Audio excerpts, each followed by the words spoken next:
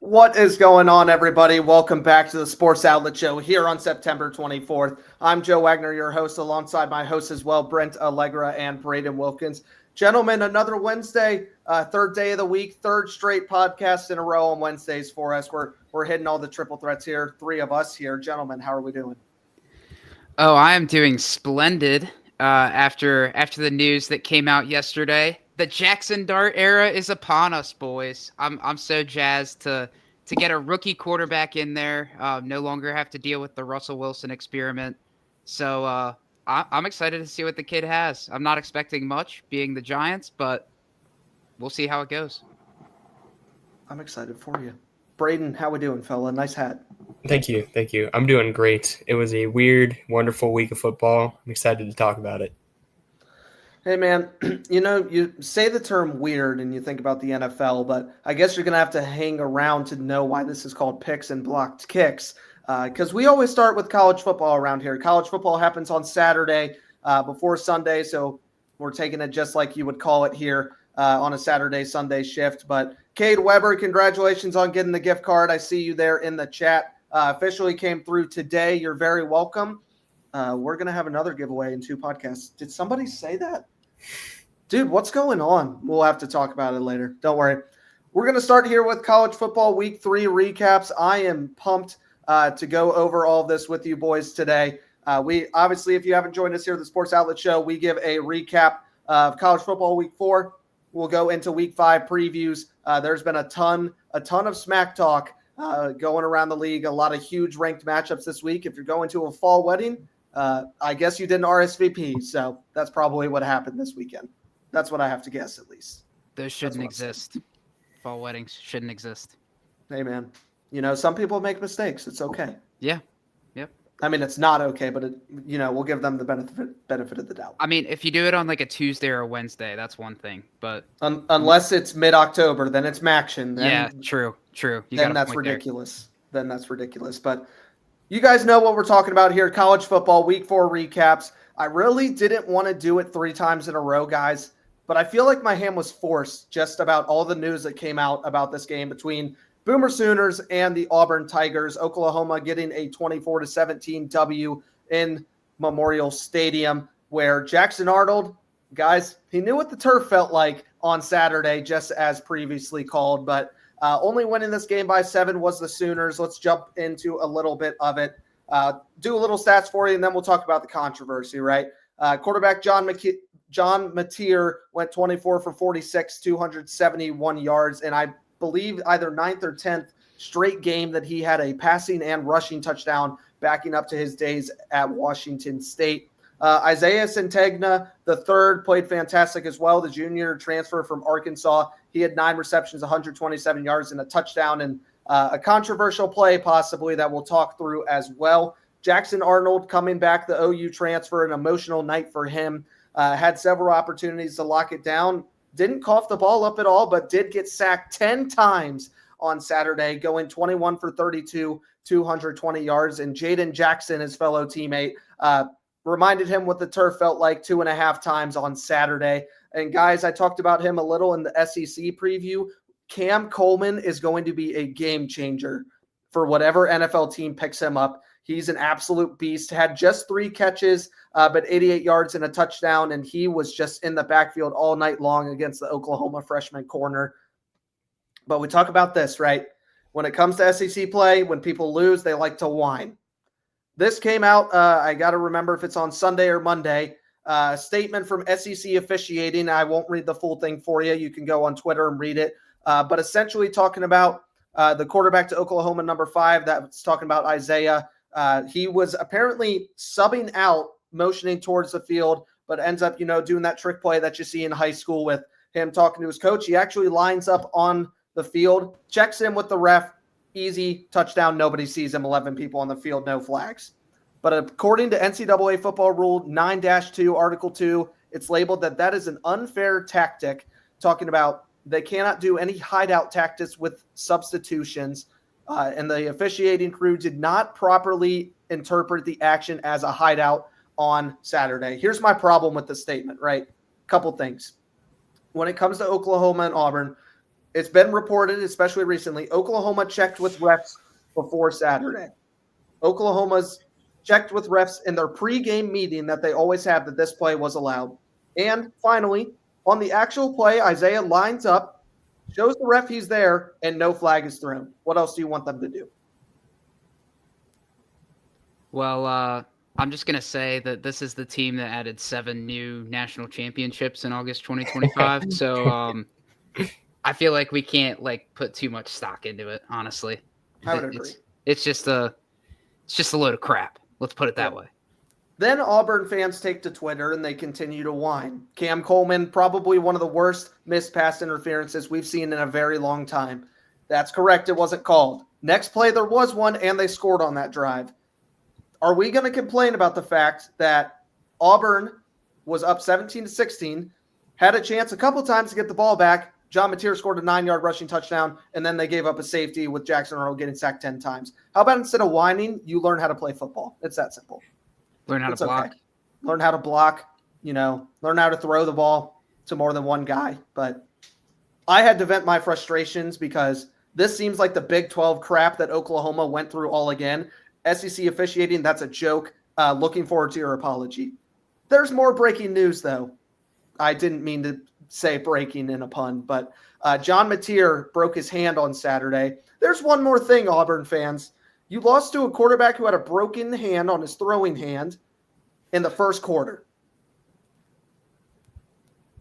I don't know what else to say. 24-17, Auburn falls on the road. They haven't played anybody good, and they're going to go get embarrassed next week against Texas A&M. Good luck. Speaking about the future of the Sooners, obviously next week, I believe they have, they're on the bye next week. Then they play Kent State, and hopefully John Mateer is back by the time for the Red River rivalry, or this Arch Manning team just gets to keep playing teams not at their best. Yeah, did they put a timeline on the injury?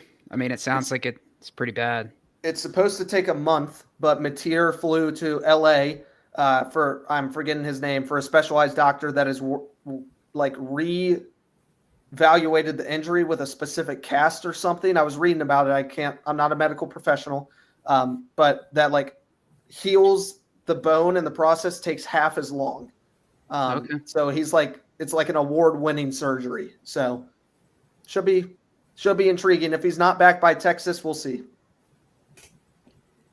So the Heisman dream is probably done. The Heisman dream is dead, but the national championship run stays alive. And that's probably more important for Oklahoma fans at this point. So, yeah. Hey man, they've won 7 actual national championships. So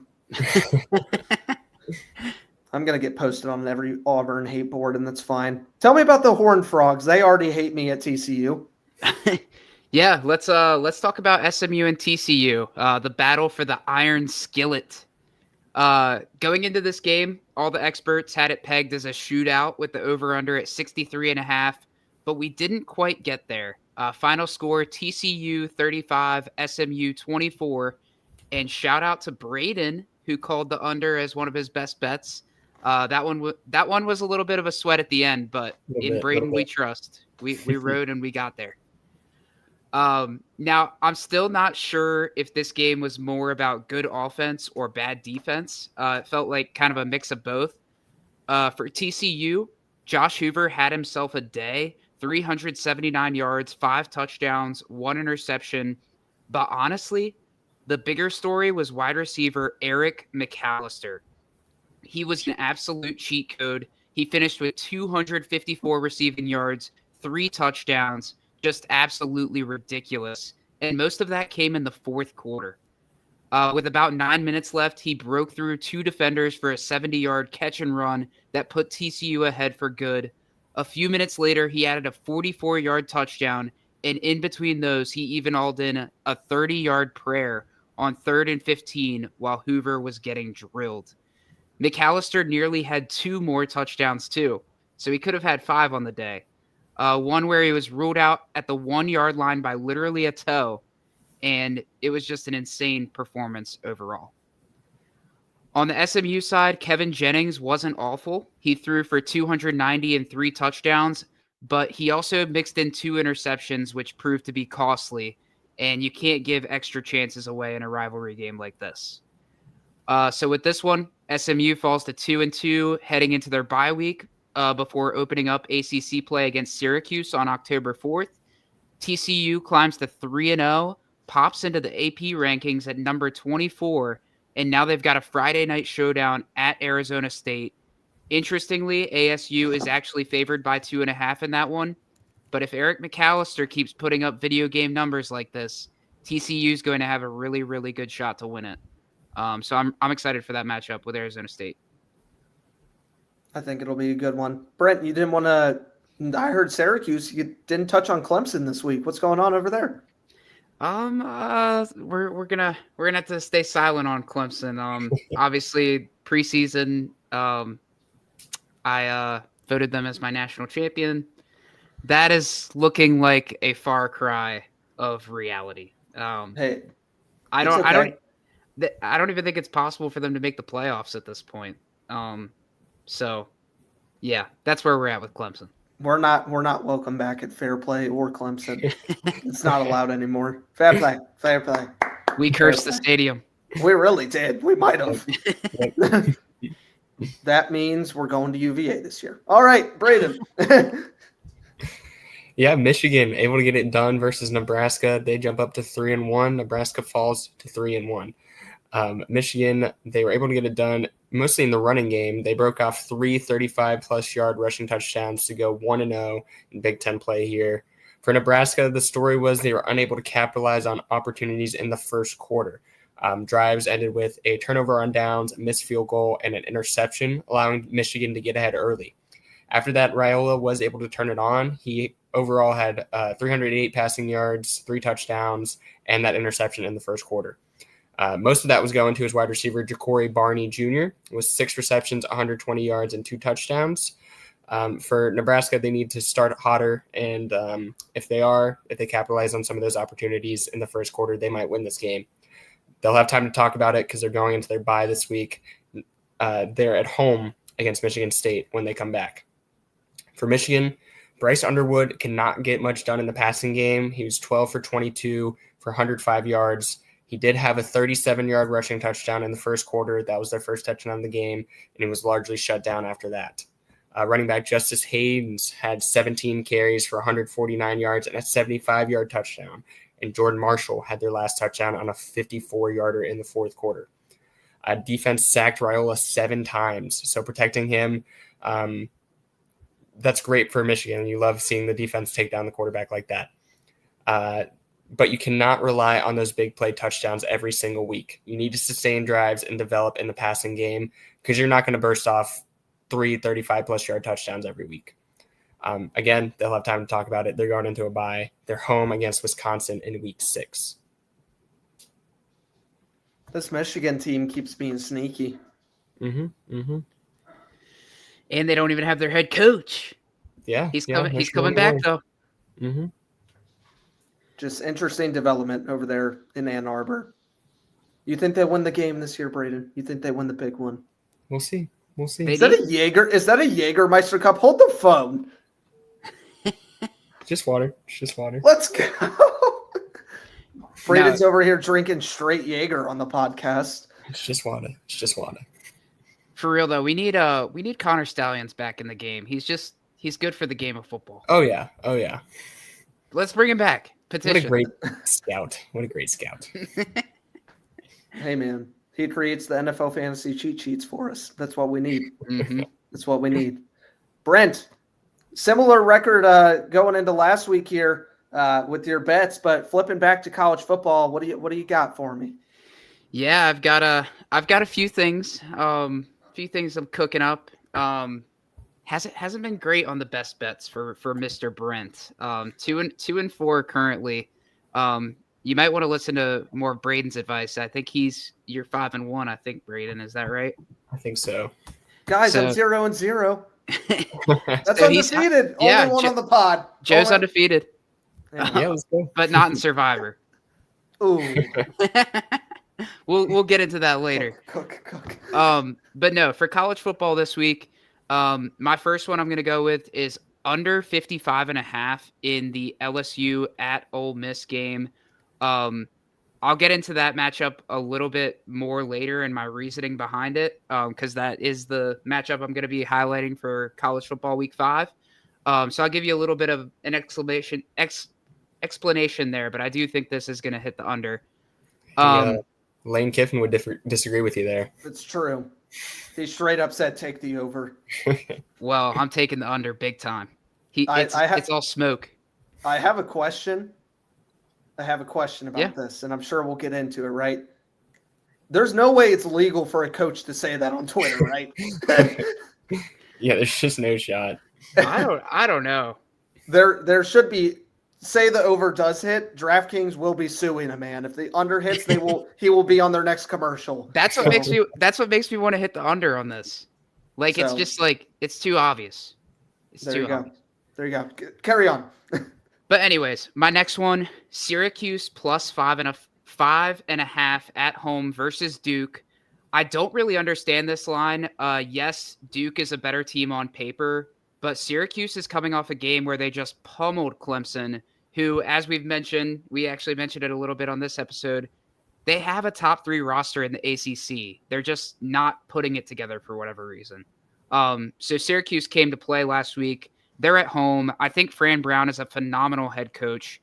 He's proven that both last season and this season up to this point, even if he has his guys faking injuries.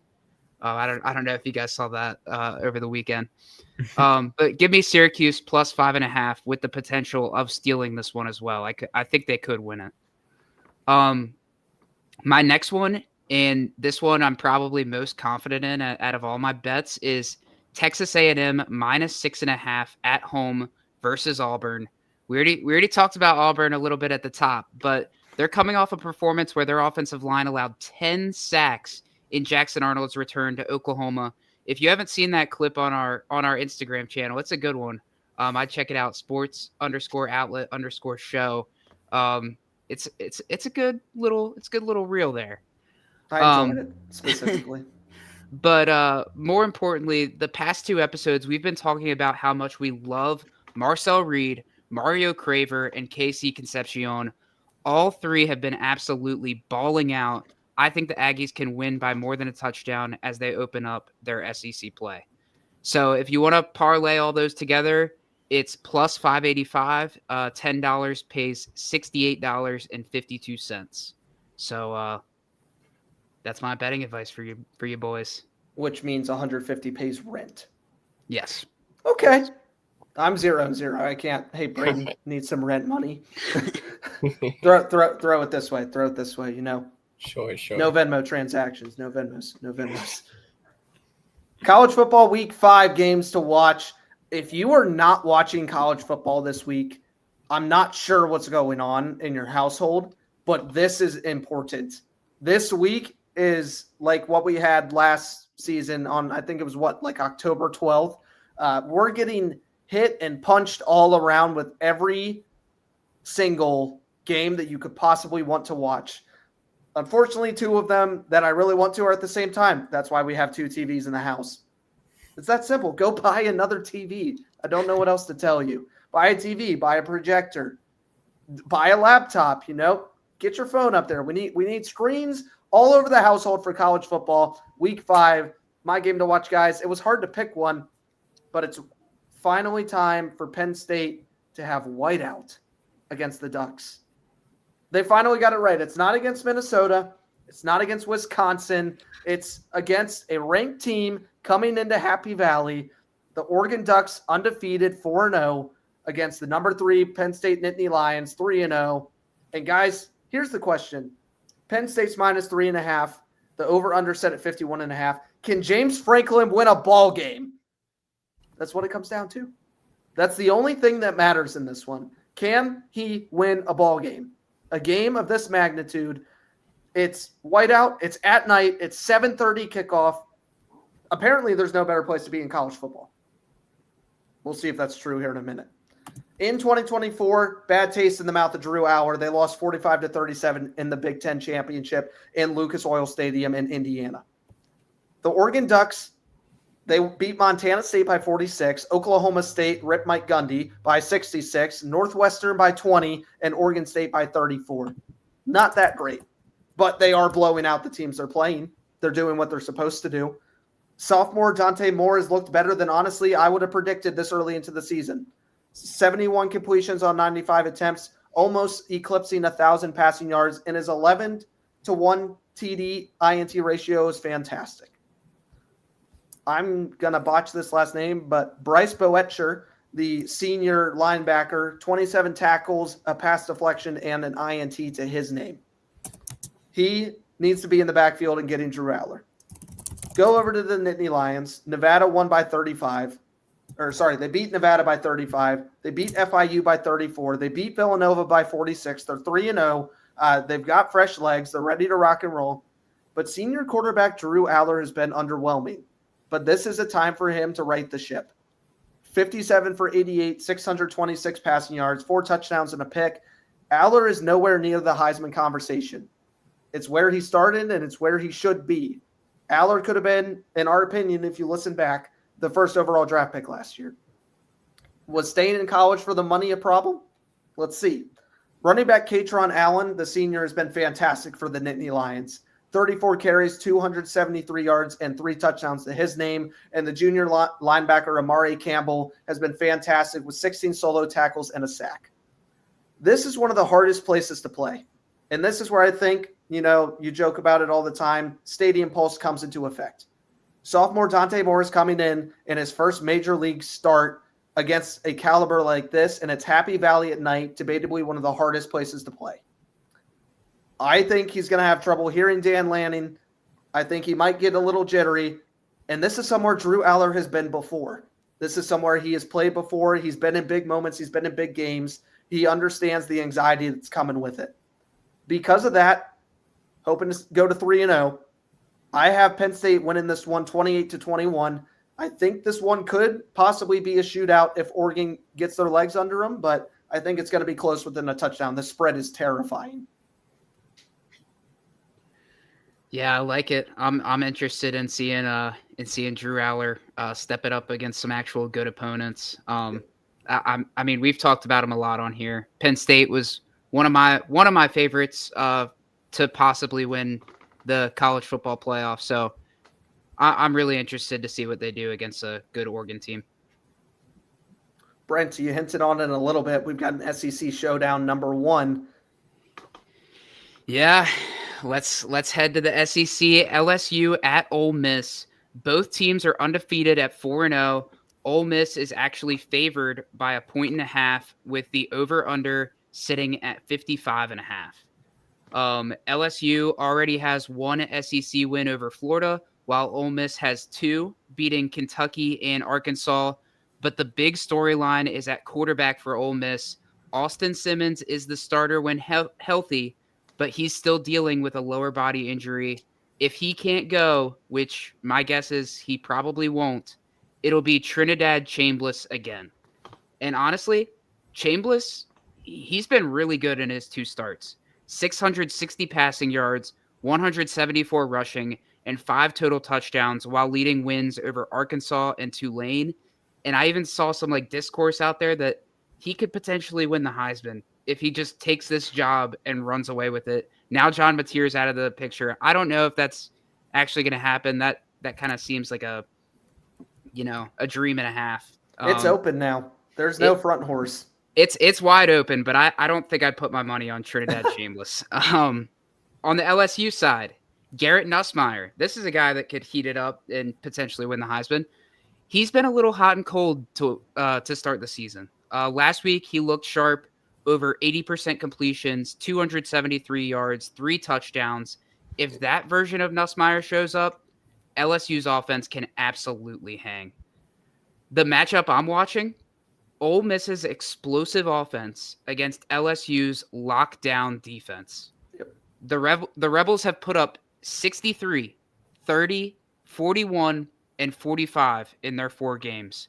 Meanwhile, LSU's defense has only given up 10, 7, 10, and 10 again. That's against Clemson and Florida, for those of you that do not know. Yep. It is an unstoppable force versus an immovable object. So the sports books, obviously Lane Kiffin, they think this one has points. Total at 55.5, but I don't know. I love this LSU defense. They've got playmakers everywhere. Mansour Delane, Deshaun Spears, the Weeks brothers, Damian Shanklin leading the team in sacks.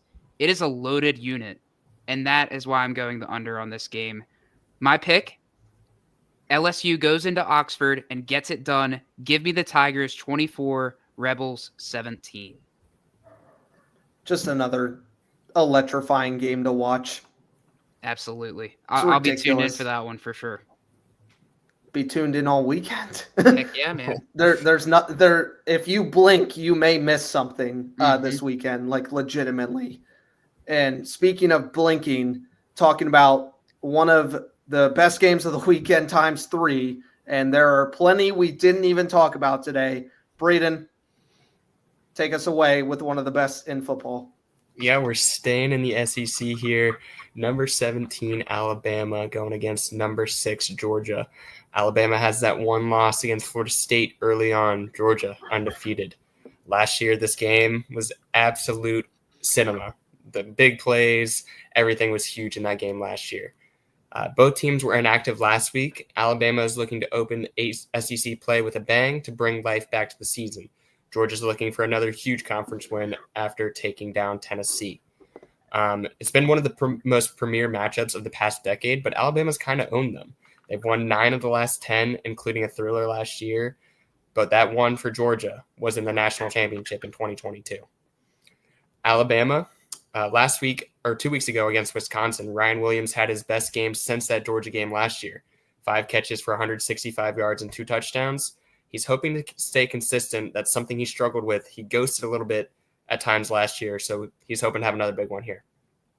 Ty Simpson, the quarterback, has taken care of the football so far. 0 turnovers on 89 passing attempts, 862 yards, 9 touchdowns in the air, and 1 on the ground. For Georgia, they're 3-0 with an overtime win against Tennessee, but don't forget, they maybe should have lost that game. Tennessee missed a field goal late that would have given them the win. Defense allowed 41 in their first test of the season. Have they tightened up after the bye before this game against Alabama? Your quarterback, Gunnar Stockton, was clutch in the Tennessee game after the strip sack. Ice in his veins, able to pull out the win there. I have Alabama losing 22-31 and Kellen DeBoer starting to sweat a little bit in Tuscaloosa. That would be definitely a sweat. I think he's already sweating. Yeah. This may be a hot take going back to this game between Alabama and Georgia, and people are livid that College Game Day is not here. It's one of the things that we've seen most of all. Pat McAfee's been crazy jumping off diving boards, so I'd be upset if he wasn't there either, right? But I mean, when you have a game like Happy Valley at night, you got to be there. Alabama, Georgia comes every year. Happy Valley at night comes apparently once in a decade is what I've been seeing. So, sucks that they have to miss this one for sure, but what a perfect college football slate. What a perfect one. Well, that wraps up college football, gentlemen, almost right here at the 30-minute mark. So, I'm not even going to make the joke this week. People want it. People are here for it. We're not going to the NFL yet. It's time for Blind Top 10. And this week, going to take you back to your childhood. We got Pixar movies. Let's go. Oh, yeah. Let's go. I already know what I'm putting at number 1. Start thinking, Braden, Brent. Tell me who's going first while I get this pulled up. This is one that's hidden close to home. So got to be careful with your picks.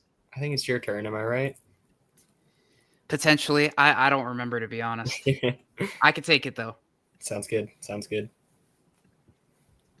This is terrible. Well, last week was breakfast. Who had the first breakfast? I think it was you, Braden. You put sausage somewhere, and that was 1. So I think you're correct. No, that was Brent. Brent put sausage at 3, I believe. Oh, yeah. I guess it is me. Okay. Let's go. All right, it's Braden. I could be wrong. Blind Top 10 Pixar movies. Here we go. This will give you your hint off the jump as well about part of today. Is Braden at number 1 is this is not series. This is the actual movie, Toy Story. The first It Toy is Story. Toy Story 1. Okay. The first Toy Story. One of Brent's the smiling. one of the top tier animated movies. One of the earliest from Pixar. It's a great story. Woody and Buzz. I think I'm gonna go number 2 here. Okay. It's my favorite. I'm just going to go ahead and put that out there. It is That's also fine. mine. I got 2 more that can maybe compete. that Okay. I'm thinking of. Brent, here at number 2, you have A Bug's Life. A Bug's Life. Dude, I haven't thought about A Bug's Life in a long time, but I remember that being a hit when I was a kid. Underrated. I would always play that in the back of my mom's Tahoe. Got the windows down, feeling the breeze. Oh my gosh. Bring There me you go. back. Bug's Life. I might need to watch that one again. I'm painting a picture. Fruity Pebble ice cream in one hand, Bug's Life in Yep. the other. Yep. There Oh, we yeah. go. Yep. See, and here's my trouble with this topic. I often mix up Pixar and Disney movies. So I'm trying to think about what's coming next. Yep, it's hard. I was thinking the same thing. Kyle did you guys dirty again today. I gotta go with how good I remember it being. I gotta go Bug's Life at 4. I gotta put it at 4. I think it's underrated. Absolutely great movie. I'm a little worried though because there's not a lot of misses if we're going back to our childhood. Yeah. So somebody's gonna get snubbed that probably doesn't deserve it. Braden, here we go. You've got Monsters, Inc. Monsters Inc. Monsters Inc. A banger. Also, This isn't just tugging at like the top 10. This is tugging your heart because you can think of every situation that you've seen these movies at. Brent's painted a picture. This is tough. I think it's got to go 3. Oh my goodness. I have a question, Braden, and you might not know. Is Cars a Pixar movie or is that Disney? Oh, it is. It definitely is. Is Cars Pixar? Yeah. That's not one that came to mind that it definitely should have. I might be holding that out for the top spot. I'll be honest. Hmm. But I'm thinking. I'm trying to think of like other movies. This is a tough one. I like this topic. And number 4, Brent, Just Keep Swimming, Finding Nemo. Finding Nemo. Finding Nemo's good. It's good. Don't get me wrong. It's good. I don't think I'd put it above any of these 3 that I have. Okay. And that might be personal preference. That might, tear at the heartstrings of some of our fans listening out there. But gosh, this list is banging. I got to go number 6. Number 6. It's one of my personal favorites, so it hurts to see it this low, but compared to the rest of them, it's hard. It's so hard. It's tough. Got 1, 5, and the bottom 4. Somebody's going to be unhappy. Once again, there's not a lot of misses in early Pixar, so. At number 5, Braden, one of the greatest lines to ever be in a Pixar film. Where's my super suit? You got The Incredibles. Oh, jeez. I'll tell you right now, it's either going 1 or 5. I don't know do I like Cars better, and is it on the list is the question. It's gotta be. I'll put it at 5. I think what makes this one so hard is I just don't know what's coming next because I honestly these are like in the back of my brain, but every single one of these movies is phenomenal. They don't make them like they used to. I 100% agree. I need a solo Frozone movie. This next one, to talk about it for a little bit. Sometimes I have fond memories of this one, right? You guys know The Back Roads on Middle Road. One of my favorite movies to watch on the back roads. One of my favorite to kind of go down the keep going down the back roads, keep going onto the street, down a back street. But, this movie, it's always best on the highway. You do have cars. You know where I'm putting this one. I got to put it at number 1. All time. Life is a highway. Probably my favorite animated film. So good. It's between that and like Shrek, probably. But I'd probably put Cars. I'd probably put Cars first. I just love it. 7 through 10 remaining. Well, you better hope you here. don't like any of these. I'm sure I will. Braden, it's up to you. It just gives us hope that even if we can't cook, maybe someone in our head can. It's Ratatouille. Okay. Also a banger. If I'm being honest, if you give me all of the Pixar movies ever, the top 6 that we have right now would be my top 6, maybe in a different order. But so yeah, I'm happy with where we're at right now. Ratatouille, I think I'm going 8. Ratatouille is like one of my favorites. I like Ratatouille too. But again, it's like literally all of these are really good. So Brent, I can specifically remember this one in the cafeteria eating at Middletown Elementary for movie night. It's WALL-E. WALL-E. I haven't even thought of that one in a long time. But I'll be honest, like when I was a kid, I feel like I wasn't a huge fan of WALL-E. I'll be real. I'm assuming that all of these like go back to childhood. I'm gonna put WALL-E at 10. I don't mind it. Braden, to close out the list here at 7 and 9, you have a somber, sad movie, but this guy just wants his patch. You have Up. Oh, I didn't even think about Up. That's 7 for sure. Up is so good. And at number 9, you had Inside Out. Oh, I would have put that at 10. Just to have all the old school movies up there first. But honestly, that's a decent looking list. Yeah, I like the list. I like the way it played out. Mm-hmm. Like Braden said, like maybe the top 6, maybe a little bit of a different order, but I really think our top 6 are the top 6. Absolutely. I agree. I think I was not like the biggest A Bug's Life fan growing up, believe it or not. It's good, dude. I think Ratatouille up there would be easily in my top 5. Cars at 1 was all that mattered. I agree, 100%. Toy Story is always my one. It's hard seeing like any of these movies be at 10 because I think at worst they're like you can rate them an 8 out of 10 because they're all just phenomenal. But I think we did decent. That's fair. Even Inside Out, like Inside Out is a pretty good movie, I'll admit. It just doesn't hit at the heartstrings like some of these other ones do, just because it came out later.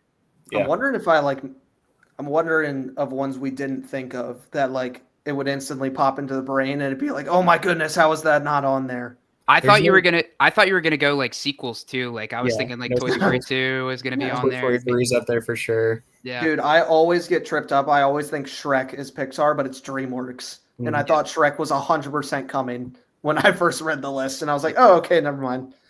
We're good. But thanks for watching, everybody that watches the Blind Top 10. We know why you're here. We appreciate you. We'll see you next week for episode 49. But make sure in 2 weeks. Oh, did I just drop a spoiler? Ooh, maybe. We're going to be at our 50th episode on YouTube here in 2 weeks. That's pretty crazy. October 8th. Lots of giveaways, lots of prizes, lots of hanging out at the Sports Outlet Show. We might do the top 10 twice. Top 20. Top 20! That's just getting ridiculous. But now I understand if you're still hanging around. This is your favorite part. Okay, here we go. All right. Are you ready? Here we go. All right. Let's get see the timer. Here. Got the 1-and-1 count going on. Same amount of games as last season, but I think I could do all college football games in 2 minutes. I don't know about that one, bud. All of them in the FBS? Could give it a shot. What do you think? I am ready. 3, 2, 1. Colts 41, Titans 20 in the AFC South showdown. Jonathan Taylor had 17 carries, 102 yards, and 3 touchdowns to his name. Danny Dimes goes to 3-0. Titans and Cam Moore dropped to 0-3. Steelers, Patriots 21-14. The Steelers pick up a big win with Aaron Rodgers throwing a game-winning touchdown to Calvin Austin. Pittsburgh defense holds strong on 4th and 1 to end this game, 21-14. Patriots can't do it. 2-1 Steelers, 1-2 Patriots. Buccaneers, Jets, what a game. Will McDonald, 50-yard block, touchdown to the house. He blocks it. He takes it back to go up 1, followed by a 7-play, 48-yard game-winning field goal by Chase McLaughlin. They win this one. Bucks 3-0. Watch for them next week. Commanders, Raiders, Marcus Mariota's return. He scores 2 touchdowns and wins. Jalen Lane, let's go. Hokies has a 90-yard punt return touchdown. Raiders 1-2. Commanders 2-1. Panthers with a beatdown of the Atlanta Falcons. 30-0, put a goose egg on the board. Penix throws 2 interceptions. Smith-Wade has a pick 6. Bryce Young, easy stretch coming down. Let's see. Jaguars, Texans, 17-10 in this AFC showdown as well. Stroud throws 2 picks. Is he a bust? To be seen. ETN caps off 83-yard play with a 10-yard touchdown to win 17-10. Chargers, Broncos as well. AFC West, they scored 10 points in the last 2:37. Keenan Allen capping off with a touchdown, and Cameron Dicker ending with the game-winning field goal. We got Saints, we got Seahawks. The Saints are terrible. I don't even need to talk anymore. Seahawks were up 33 at half. Just 0-3 for them. It was terrible the whole way. Cowboys get embarrassed by the Bears. Caleb Williams, 298 yards, 4 touchdowns. But the big news, guys, CeeDee Lamb getting hurt for Dallas, something to check into. Cowboys 1-2, Bears 1-2 going into week 4. How did I do? You were well under 141. Nice. That's some room. Some good insight there. I liked the Panthers one. Obviously, that was huge for you. Michael Penix, dude. Michael Penix, what's going on? Hey, I got an extra 20 seconds. We'll talk about it. Michael Penix, it's time for Kirko, right? That's what we need. But hey, Bryce Young 3-0 in his tenure against the Falcons. I was screaming at my TV all weekend long. Xavier Legette didn't even play. Maybe that's why we goose-egged him. I don't know. It's got to be the only reason. Can't think of anything else. It's never good, going into the next week when the beat reporters are asking who's the starter going into next. That's what they did for the Falcons this upcoming week. I don't even know who they play this upcoming week. Maybe you guys know. I have no idea. Well, either way, I feel like not trading away Kirk Cousins is gonna open up some of that skepticism, because if Penix keeps putting up performances like that, it could be a situation where they might be forced to make a switch there. They're taking on the Commanders next week. That's right. Uh-oh. And I think are the Falcons favored, or is the Commanders are favored by a little bit, I think, maybe. I think so, too. I think Jaden Daniels was limited today. He said he's feeling better, but he still might not necessarily play. Yeah, I don't think he's going to play on Saturday, unfortunately. I don't know if it'll matter. It didn't matter last week against the Raiders. It didn't matter last week. Braden, fly Eagles fly? Question mark? Go Birds, 3-0. Blocking blocked kicks? Yeah, it was a little scary there for a long time. Rams 26, Eagles 33, 3-0. The Rams fall to 2-1. We'll start off with this. The refs were instructed to call tush push tightly going into this week. The Eagles still got away with one. That tush push on 4th and 2 to set up the Eagles' first touchdown. There was a false start. Tyler Steen, it was not called. So refs got to figure out how to officiate that correctly.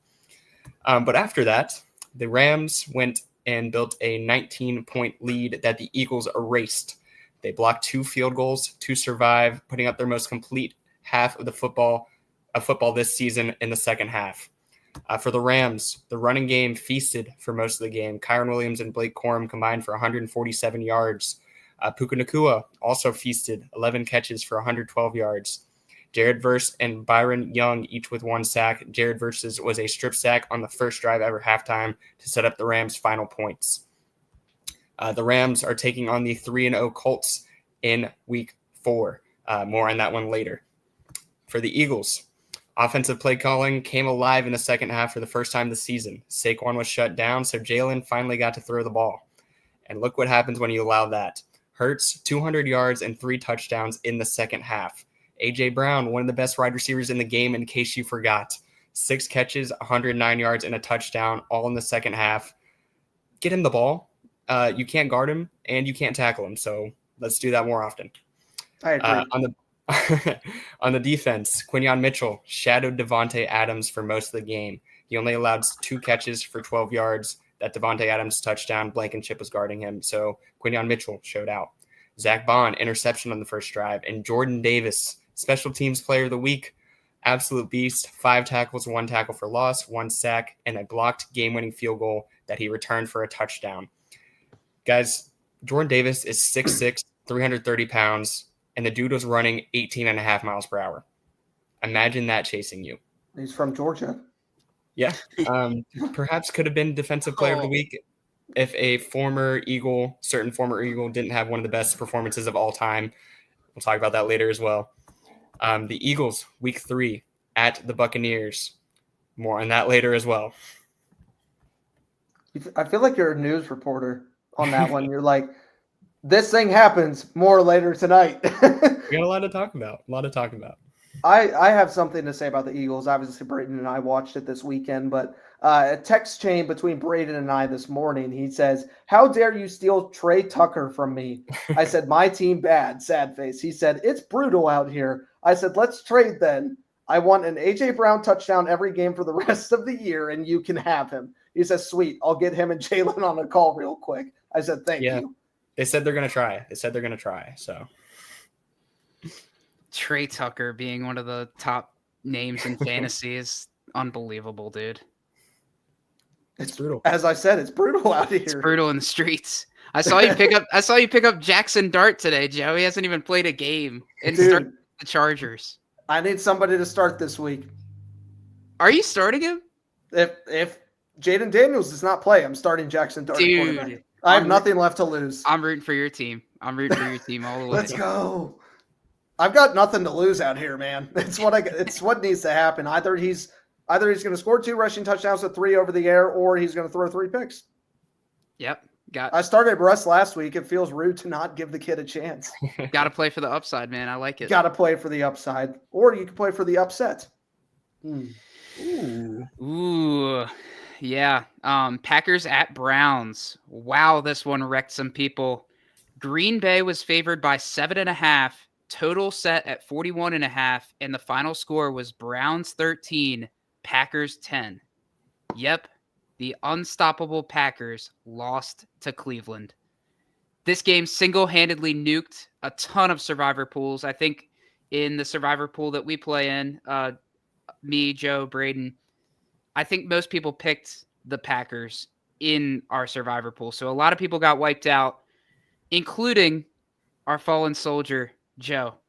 Rest in peace to Joe's entry. May it rest in peace. Hey, I just like to say this. I'm grateful for the opportunity to represent, but I got to focus on fantasy football. I can't focus on Micah Parsons, Joe Flacco crap. So, stress is gone.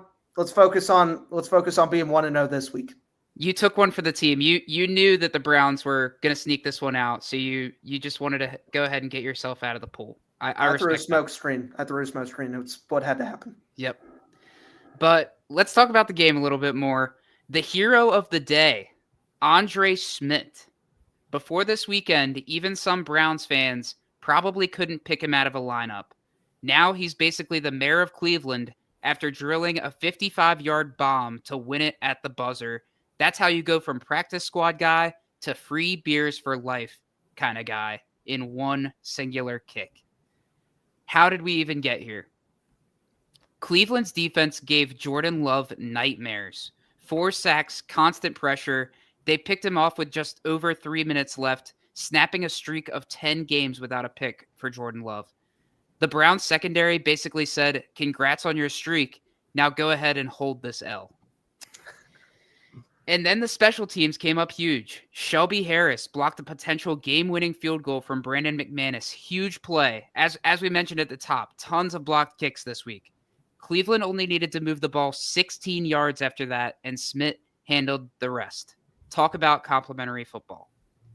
On offense, Quinshon Judkins had his breakout game. His first game with like a full allotment of carries, 94 yards, 18 carries, and his first NFL touchdown. He looks like he's finally settling into that RB1 role, and honestly, Browns fans might have something there, something to be excited about.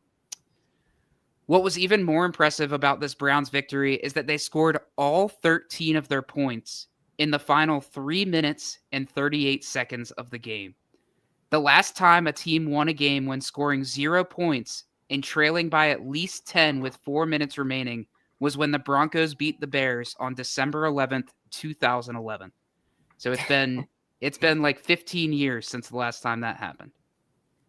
Meanwhile, Green Bay had some bad luck too. Zach Tom, their best offensive tackle, re-aggravated an oblique injury on the very first drive. Probably going to miss some time. I think he's already been ruled out for this week, but hopefully nothing too serious. Still losing him early didn't help Love at all. Looking ahead, the Packers now head to Dallas for Sunday Night Football. And let's be real, Micah Parsons is already licking his chops for this one. I think he's going to do everything in his power to stick Jerry Jones a new one. And for the Browns, they get a trip to Detroit. We'll see if they can keep this miracle run alive, but watching what Detroit did on Monday night, I'm not sure if that's going to be possible. But then again, we didn't think it was going to be possible against the Packers. So maybe a fun one to watch there. Be very scary to be be very scary to be Dak Prescott on Sunday. Yep. Very scary. And without like a ton of his offensive linemen, I think like 2 or 3 of them are injured, including Cooper Beebe. No CeeDee Lamb. The defense is horrendous. It's got to be the worst defense in the NFL. It's not looking good for the Cowboys. It's bad. It's bad all around. So Cowboys 30, Packers 10, apparently. Probably. Fallen Soldier, happy to be here. Typically, we talk about close matchups when we go through this, but I felt inclined to talk about this beatdown instead. Probably a curious pick. Why, Joe? Why would you pick a 38-point victory, right, for the Vikings? Well, a couple different reasons for you. First of all is wow, do the Bengals suck without Joe Burrow? Wow, did Jake Browning turn the ball over 3 times a game?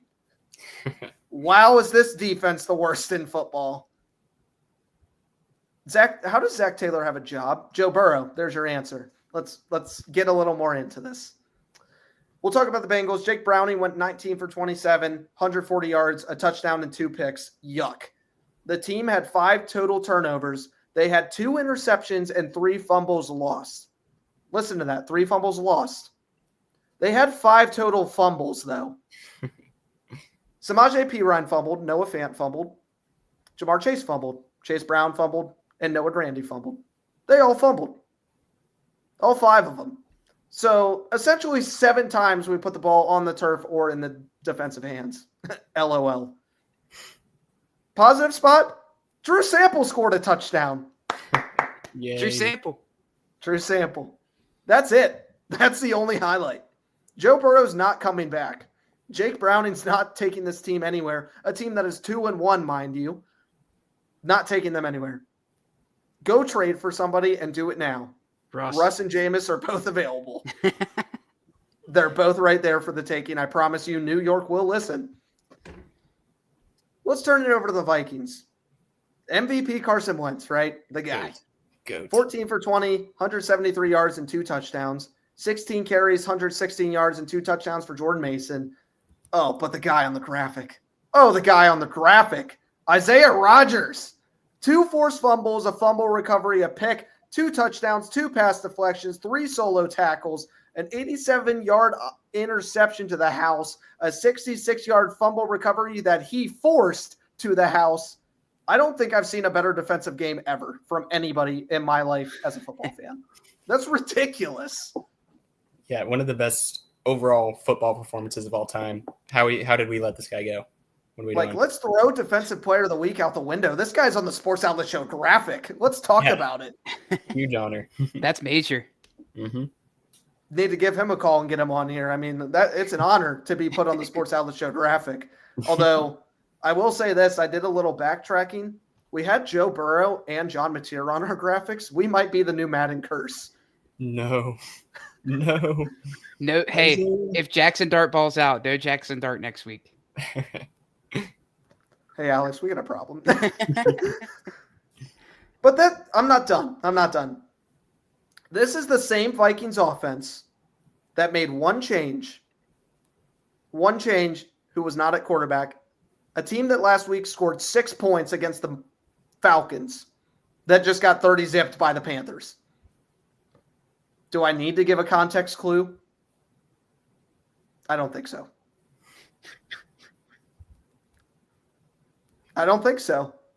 This is Carson Wentz's football team until something else happens. It's okay, J.J. McCarthy. It's really hard to compete with Carson Wentz, so you can hang your hat on that. That's what I got. I don't need to say anything I haven't said in every podcast as the Michigan guy, the Minnesota guy. Blake Corum's not on the team. Highlights show under 3,000 yards in college. He can hand the ball off well. He's got some of the best handoffs in the league, man. He's going to go out and win the MVP. He's just going to come back and do it. One of these days, we're just going to poster right there. Sports Outlet Show, done. That's when we're at our Even best. Kevin O'Connell can't save him. That's how you know he's a bad quarterback. It's not great, Brent. It's not great. Post-game pulse, everybody. You had a electrifying matchup on Monday Night Football. Somehow I keep getting these games. Lions, Ravens. Lions win 38-30. We'll get you this post-game pulse. We'll go ahead and show it to you. But you can check it out on Instagram at sports_outlet_show for all the behind the scenes of the Sports Outlet Show. And like I said, if you want to see that little clip of Jackson Arnold getting sacked the 10th time, it's on there too. But you'll exclusively know about giveaways on there as well. So make sure you go ahead and drop a follow on there or at outlet_show on Twitter. But we'll go ahead and show you this. We'll be back with Braden's best bets, so don't go anywhere because that's a segment that's going to fill your pockets. So we'll see you in about 3 minutes. What's going on, Sports Outlet Show family? Joe Wagner here with your Monday Night Football post-game pulse, in which the Detroit Lions just beat the Baltimore Ravens 38-30 on prime time. The Lions moved to 2-1 while the Ravens dropped to 1-2. I've got your key stats and takeaways and what to look forward to this evening. Let's go ahead and jump into it. Lions were able to outscore the Ravens 17-9 in the fourth quarter to win this huge matchup in week 3. Jared Goff looked well, 20 for 28 with 202 yards and a touchdown, but it was the running game in Detroit that had everything firing on all cylinders. David Montgomery had 12 carries, 151 yards, and 2 touchdowns. Jahmyr Gibbs was able to add 2 touchdowns as well with 67 yards rushing on 22 carries. Amon-Ra St. Brown played fantastic as well with 7 catches, 77 yards, and a touchdown to his name. But Aiden Hutchinson was the X factor, and Detroit was very happy to see him looking in his prime. He had a clutch sack and a key forced fumble in the fourth quarter with 8 minutes and 31 seconds left. Derrick Henry puts the ball on the turf. For another primetime game, we saw it in Buffalo, Henry having some ball control issues in the fourth quarter, especially coming down the stretch. That turned into a Lions field goal to put them up 7. Ravens get the ball back and then instant 3 and out. And when Dan Campbell gets the ball, you know he's going to keep it with his offense. They're able to get a touchdown capped off by a 31-yard run by David Montgomery. But the key play on that drive, everybody, was a 4th and 2 conversion when Detroit had the ball on their own 49-yard line. Dan Campbell continuing to go for it on 4th down as he always does. Amon-Ra St. Brown able to bring in a catch to convert that, which ends in a DeMont TD. Lamar Jackson played fantastic as well, 21 for 27, 288 yards, and 3 passing touchdowns to his name. Mark Andrews looked in primetime form too, 6 receptions, 91 yards, and 2 touchdowns. Great to see him in the action. This Ravens defense and Marlon Humphrey in specific tonight looked absolutely horrible. Seemed they were getting torched on every single play left and right. This defense that was supposed to be the best in the NFL has given up 96 points in the first 3 weeks of the NFL season, which is 31st in the NFL out of 32 teams, just barely beating the Miami Dolphins. Something needs to be figured out heading into week 4 here. The Baltimore Ravens will get to travel to Arrowhead Stadium to play Kansas City, so another tough one and a tough environment for the Ravens coming in week 4. The Lions will get to host the Cleveland Browns coming off a huge victory against the Packers this week. 2 games definitely to watch this upcoming week and week 4. If there's anything to take away from tonight, Ravens punt, Lions hunt. We'll see you next time here on the Post Game Pulse. Remember, podcast Wednesday night, 7 p.m. We'll see you there. It is true. The podcast was at 7 o'clock tonight. So make sure you check that out. And it really was Ravens punts, Lions hunt. I thought that was a good one, guys. I thought that was a good one. But Braden, we know what the people hung around for besides the top 10. It's that they want their pockets filled. And you honestly did it last week as long as they didn't parlay it. So what do we got? Yeah, this week we'll start with the easy one here. We'll go with Green Bay Packers -7 at the Dallas Cowboys. That one's just self-explanatory. I think it's one of the most revenge games of all revenge games for Micah Parsons. Has there ever been one that's been this fresh? It just happened like a couple weeks ago. So Micah Parsons is going to hunt. He's gonna be gentle to Dak because it wasn't Dak that traded him, but he's going to be on the ground a couple times. Then we'll go on to the Panthers, +5.5 at the Patriots. They looked very solid offensively last week, and they shut out the Falcons, so can't do better than that defensively.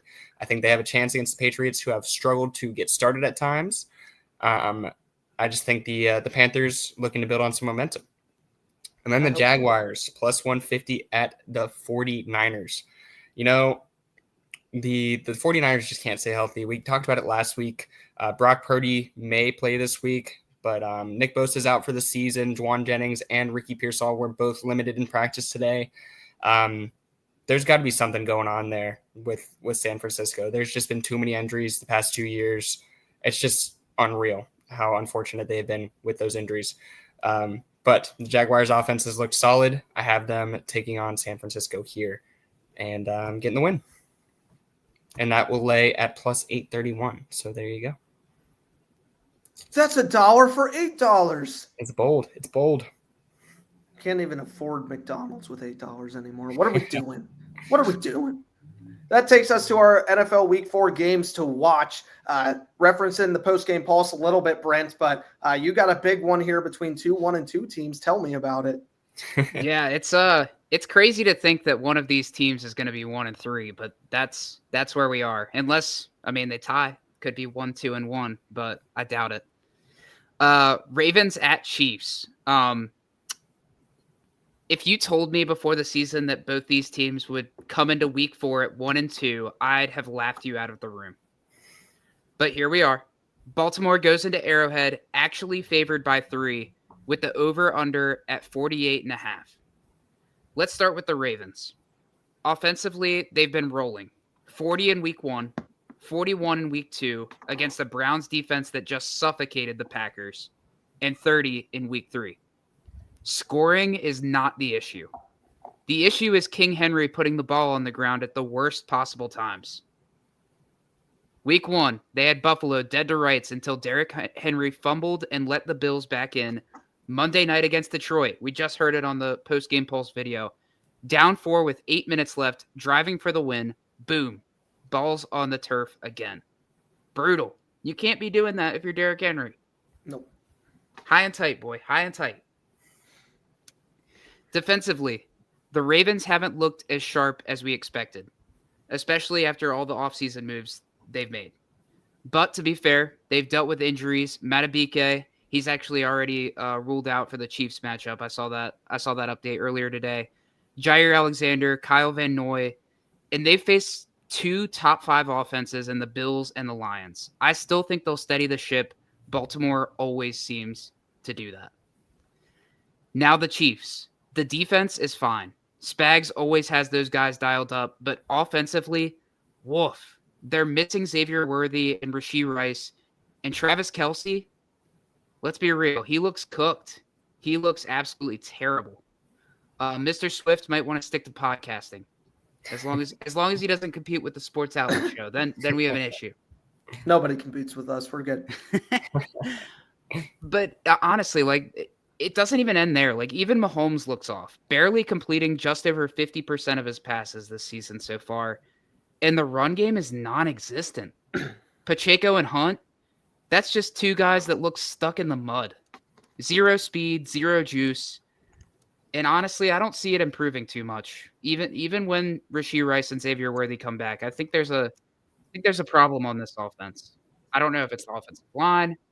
I don't know what it is. Mahomes hasn't looked the same in like a year and a half, if we're being honest. And I'll go ahead and say it. I think the Chiefs missed the playoffs this year. It's Matt Nagy's fault, as always. I think they're going to miss the playoffs.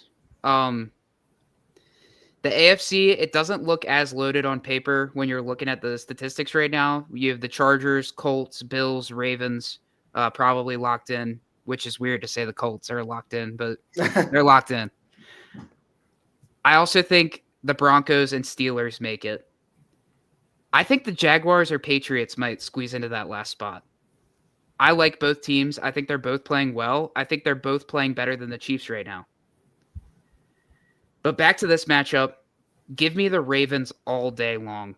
I know I said I'm not doing NFL best bets this week, but Ravens -2.5. Yeah, that's one I'm absolutely hammering. I might have to put like 100 on it. I have the Ravens beating the Chiefs 31-20. Put the money where the mouth is. Who is dude? There is some echo going on in here. I'm not sure what. I don't know what's going on. They're gonna kill him in Arrowhead. They're gonna kill him. I promise. I like it. I'll post the slip. I'll do it. Don't make me do it. Let's do It's it. a financial decision. It's called investing. Have you ever heard it? It is. We need to write the Sports Outlet Show book, Guide to Investing. I like it. Okay. You can trust these three guys. We know what we're doing, I think, maybe. Who knows? Anyways, we got Colts, we got Rams. Talking about the Colts in back-to-back weeks, same thing that you basically just said, Brent. I'm surprised we're talking about them as much as we are, but the fact that Daniel Jones, through 3 weeks, still has not turned the ball over, the fact they have punted the ball one time in 3 games, the fact that Spencer Schrader finally missed a field goal, it's okay. I'm willing to admit it. It's okay. It happens. John Parker Roma missed 2 of them. It's fine. Hey, good luck with Younghoe Koo, by the way. Let's go. We got Young-Ho, baby. Revenge game, too. Playing the Chargers.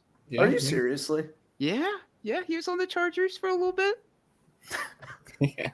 He's going to be the greatest kicker in history. I'm ready. He already is. Daniel Jones, we talk about Daniel Indiana Jones every single week. He's got 3 touchdowns passing, 3 rushing, 816 yards. He's looked great. Jonathan Taylor has looked fantastic as well. 338 yards, 3 touchdowns, 93 receiving yards and a touchdown. And like I just emphasized, I don't think it gets talked about enough that the fact that the Colts have punted 1 time in 3 games. Somewhere Pat McAfee is punching a pillow because punters aren't getting any love in Indy. It's happening somewhere. He's not there anymore. It's because he's not there anymore. It's because he's not there. And when I saw the punt coming in Indy, I thought for the meme that it was going to be a fake. I wanted it so badly when he did punt. They made a big deal about it on Red Zone. I don't know if you guys caught that. Scott Hansen was he's like, the first time in 3 weeks we're seeing the Colts punt. He was like, heard the voice crack. He was like, we have a punt. It was hilarious. But this Rams team, little bad taste in their mouth, and it's not just the Philly cheesesteaks putting their players in the hospital. Matthew Stafford went 63 for 95, 5 touchdowns and 2 picks. Puka Nacua has 29 receptions, 333 yards, but has yet to find pay dirt in the end zone this season. Linebacker Byron Young has been crazy. 13 solo tackles, 4 sacks, and a forced fumble. This Rams team is mad. They had it all lined up to win this game in Philly, beat the Super Bowl champs, take them to 2-1. There was no reason they shouldn't have. But Jalen Carter comes in, boop, and familiar. Here we go. We got Rams. We got Colts. I dropped the one with the Cardinals last week on a last-second field goal. Finally, we see the Colts falter. I have Rams 31, Colts 21. I think this is a hard game for them to win. Yeah, the Rams are going to be itching after that game last week. I mean, they had that one. They truly did. Absolutely. And credit to the Eagles for capitalizing on it, but the Rams are going to be pissed off, and I think they're going to take it out this week. I think they'll win as well. Good job on the backdoor cover, by the way, Braden. Thanks. You're welcome. You made people happy and sad, I'm sure, but it's okay. Only undefeated matchup this week, Bray. What do we got? Yeah, this is a big one. Eagles 3-0, Bucks 3-0. NFC contenders on both sides of the ball. The Eagles are 1-4 against Tampa Bay in the Jalen Hurts era, including 2 payoff losses. So they've struggled against them. It was one of 3 losses last season. And quick tangent here, as an Eagles fan, it's just reminiscent of the Seahawks in the Carson Wentz era. It was a very similar story. Never beat them in the Carson Wentz era, and we were one of 3 losses in the 2017 Super Bowl season. So the Seahawks, the Bucks are the new Seahawks, is what I'm saying. For the Eagles, keys to win: keep the playbook open. Offense moved much more efficiently, as I talked about earlier in the second half. But we do need balance. We need both the passing game and the rushing game to be firing on all cylinders. We haven't seen that yet. Heading to Tampa, the Eagles are traveling to Tampa a day early to help acclimatize to the heat. I don't know how much of a difference it's going to make, but it's supposed to be very, very hot in Tampa on Sunday. For the Bucks, they have been keeping games close. They're 3-0, winning those games by a total of 6 points. The 1-2 Falcons, they beat 23-20. The 0-3 Texans, they beat 20-19, and the 0-3 Jets, they beat 29-27. So very, very close to dropping one or all of those games. But it's been the same story for the Eagles. They've kept games close as well. Mike Evans expected to be out with a hamstring injury, but good news, Chris Godwin and Tristan Wirfs could be returning. Emeka Egbuka, we talked about him last week. He's been a beast. 14 catches for 181 yards and 3 touchdowns. Both defenses are coming in this game, have been so strong. The game could come down to the last possession for the 4th straight week for both teams, and I have that happening.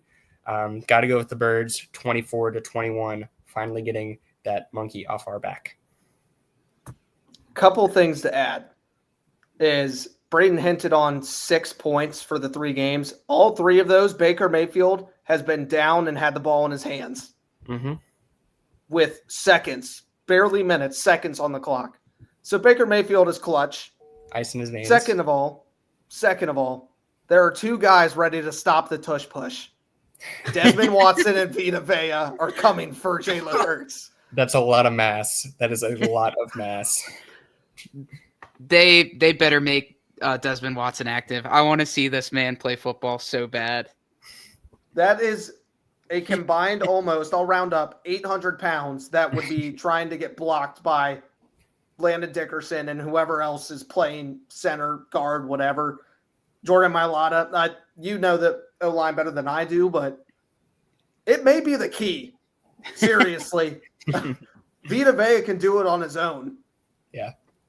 They were, if I remember correctly, when we played them last year, they were one of the few teams that got a stop on the tush push on the goal line. So, yeah. Well, they just upgraded.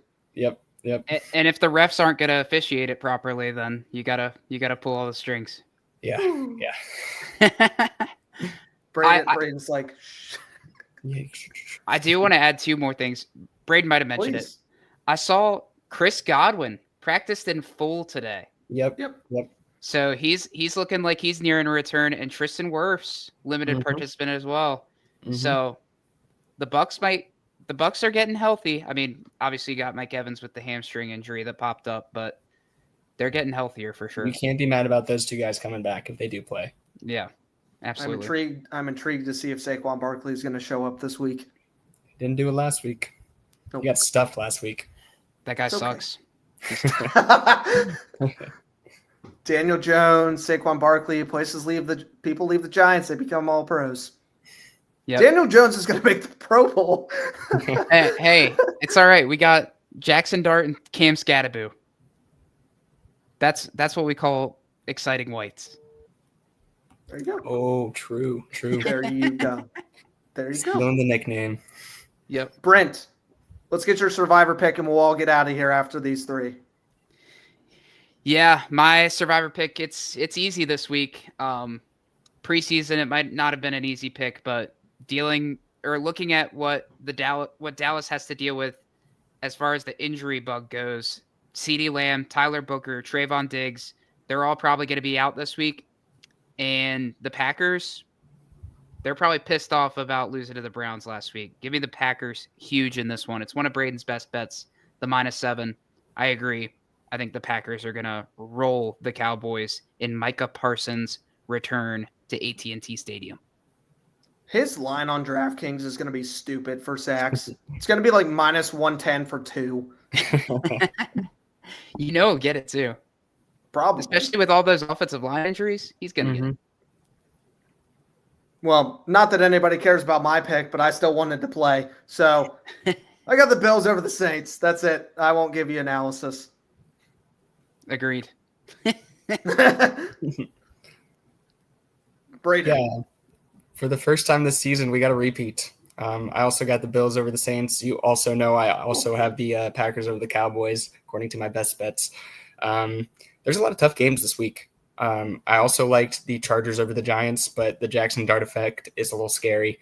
And this game might be decided by 50 points. So it's about as much of a layup as you can have. It fears me as a James Cook fantasy owner that he's not going to play all 4 quarters. So. Yeah, probably just the first half and then sit him. Looking at that Seahawks Saints score from this past week. I mean, it's ridiculous, dude. It's ridiculous. Even the Panthers weren't this bad when they were that bad. I don't think the Giants were either. I don't think any team in this decade has been this bad since the 0-6. They might not win a game. Yeah. Hey, the Giants play them week 5. It's going to be a matchup of the century. Giants at Saints. That's like Arch Manning playing San Jose State. I'm ready for Jackson Dart to stand over a 2-star high school player. Hey, maybe they'll start Tyler Shuck, the battle of the greatest draft class in history. Yeah, absolutely.